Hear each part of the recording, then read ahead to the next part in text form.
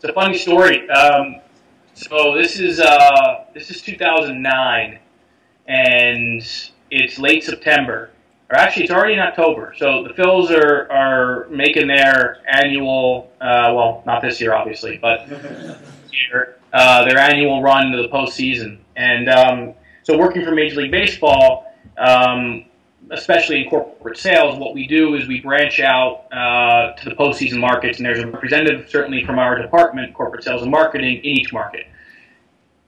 Having spent 9 years there to the time and getting to make those calls as opposed to being told where to go, I obviously was pretty selfish and said, hey, I'll cover Philly. Number one, it was close to home, so I'm not leaving my wife and my son wasn't born yet, but I wasn't leaving my wife for a long period of time.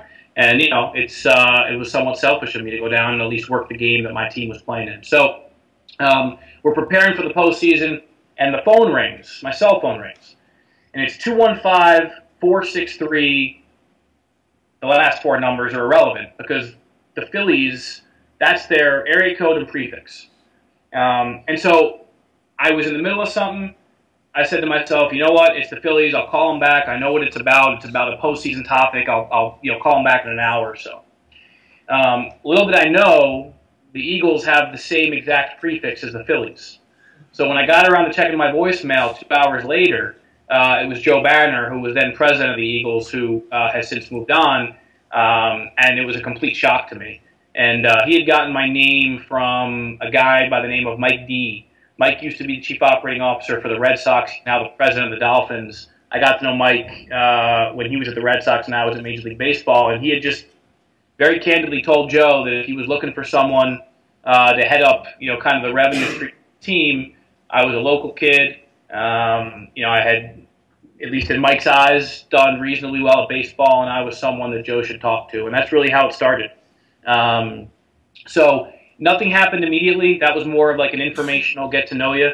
And then literally a year later, we went back and forth. And the reason I decided to accept, there were really two primary reasons.